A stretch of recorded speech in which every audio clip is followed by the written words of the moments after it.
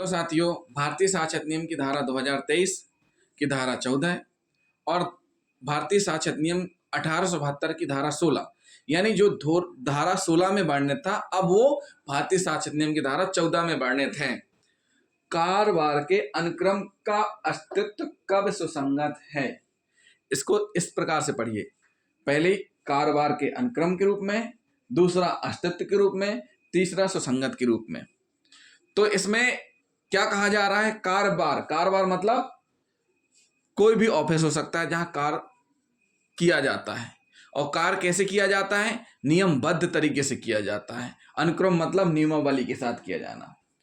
और जो कार्य अस्तित्व का मतलब होता है किसी चीज का परिणाम मिलना, या उस अनुक्रम के अस्तित्व से का मतलब ये निकलता है कि परिणाम का होना स्वाभाविक है। तो ऐसे कारोबार के अनुक्रम का उपस्थित होना यह परिचायक है कि वह परिणाम घटित हुआ है।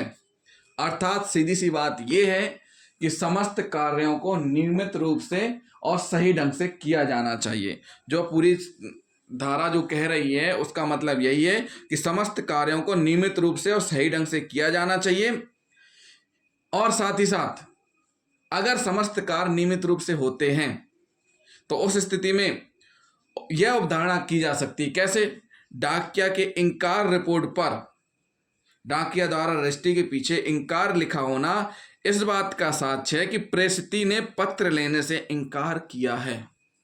क्या किया है? इंकार किया है। ये जो सेक्शन है, ये सेक्शन पूरी की पूरी तरह से पोस्ट ऑफिस से संबंधित है, यानी दस्तावेज भेजने से संबंधित है। जैसे कभी कभी कह देते हैं कि हमें तो ये लेटर मिला ही नहीं है, जबकि उसमें इंकार लिखा होता है, तो वहां पर बर्डन ऑफ प्रूफ उसके ऊपर रहता है, उसको साबित करना होता है कि उसके पास नहीं आया। तो साथियों, इसी में हम आपको बताने जा रहे हैं, मतलब जो भी कार्य किए जा रहे हैं वो नियमित रूप से सही ढंग से किए जा रहे हैं। कारोबार के अनुक्रम का मतलब होता है प्राइवेट ऑफिस या पब्लिक ऑफिस। क्या होता है? या तो प्राइवेट या पब्लिक। क्या है? प्राइवेट या पब्लिक। इस धारा में दोनों प्राइवेट और पब्लिक ऑफिस आते हैं, और इनमें जो कार्य होते हैं, चाहे वो प्राइवेट हो चाहे पब्लिक हो, कोई कार्य जो प्राइवेट तौर पर किया गया है या पब्लिक तौर पर किया गया है, प्राधिकृत या अधिकृत व्यक्ति द्वारा नियमित और सही ढंग से किया गया है। मतलब सीधी सी बात है, वो कैसा किया जाएगा? नियमित और सही ढंग से किया जाना चाहिए, तब वो क्या होगा? सुसंगत होगा। अगर वो सही तरीके से नियमित रूप से नहीं किया गया तो वह सुसंगत नहीं होगा। डाकिया रिपोर्ट या डाकिया द्वारा रजिस्ट्री के पीछे इंकार लिखा होना इस बात का साक्ष्य है कि पत्र लेने से इंकार किया गया है।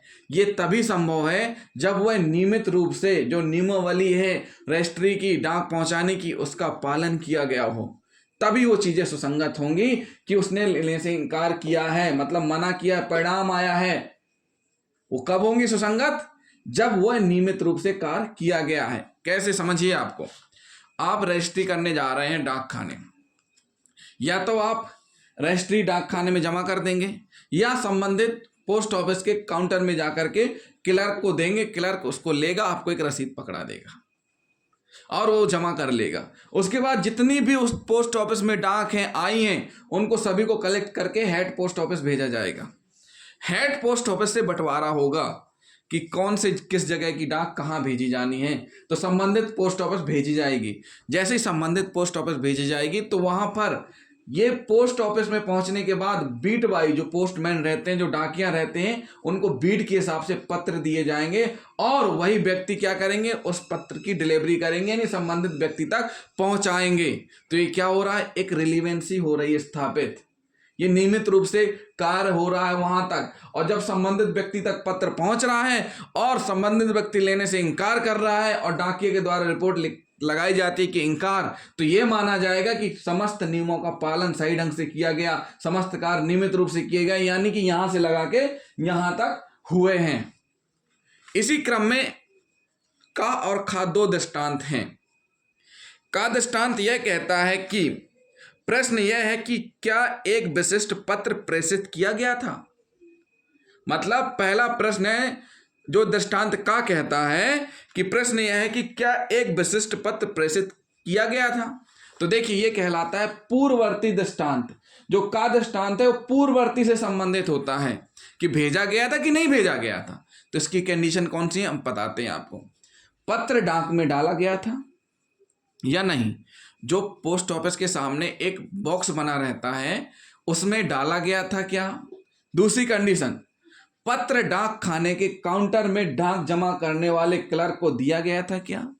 जब हम डाक खाने में जाते हैं तो एक काउंटर में क्लर्क बैठे रहते हैं, तो क्या उनको जाकर के दिया गया था, रसीद ली गई थी कि नहीं ली गई थी। उस क्लर्क को भले ही पत्र विशेष जमा करना याद ना हो, जैसे बहुत से लोग डेली जाते हैं पत्र देते हैं, बहुत से पत्र जमा किए जाते हैं, लेकिन अगर उससे पूछे जाए कि ये वाला पत्र याद है तो वह नहीं बता पाएगा, क्योंकि उसे याद नहीं होगा, क्योंकि ऐसे बहुत सारे पत्र उसके पास आते हैं, भले ही वह पत्र विशेष क्यों ना हो, लेकिन ये नहीं माना जाएगा कि वो जमा नहीं हुआ है अगर उसको याद नहीं है। तो ये क्या कहला गया, पूर्ववर्ती से संबंधित। मतलब कि प्रश्न यह है कि क्या एक विशिष्ट पत्र प्रेषित किया गया था। अगर डाल दिया गया है इसका मतलब प्रेषित किया गया था। क्लर्क को काउंटर में जमा कर दिया गया, रसीद ले ली गई, इसका मतलब जमा किया गया था। भले ही उस क्लर्क को जमा करने वाले को उस विशेष पत्र के जमा करने के बारे में याद ना हो, फिर भी ये माना जाएगा कि जमा किया गया है। तो ये कहलाएगा पूर्ववर्ती से संबंधित। अब हम साथियों पढ़ लेते हैं दृष्टांत खा। दृष्टांत खा यह है, प्रश्न यह है कि क्या एक विशिष्ट पत्र का को मिला, यानी कि जिस व्यक्ति के लिए यह पत्र भेजा गया था उस व्यक्ति को मिला कि नहीं मिला। यह दृष्टांत पत्रों की डिलीवरी यानी परिधान से संबंधित है। किससे संबंधित है, पत्रों की डिलीवरी से संबंधित है कि इन्हें संबंधित व्यक्ति तक पहुंचा कि नहीं पहुंचा, इसलिए इसको पश्चातवर्ती कहते हैं। पत्र डाक खाने में जमा करने के पश्चात जमा करने वाले को वापस नहीं किया गया, तो यह अवधारणा यानी माना जाएगा कि क्या अवधारणा क्या माना जाएगा, क्या अवधारणा की जाएगी कि पत्र का परिधान कर दिया गया है। मतलब सीधी सी बात है, अगर मैं जाकर के पोस्ट ऑफिस में काउंटर में खड़े होकर के कोई पत्र जमा करूं या उस डिब्बे में डालूं, उसके बाद डाक जाने के बाद वह पत्र मुझे नहीं मिल रहा है वापस, इसका मतलब वह डिलीवर्ड हो चुका है। क्या अवधारणा की जाएगी कि वो पत्र परिधान कर दिया गया है।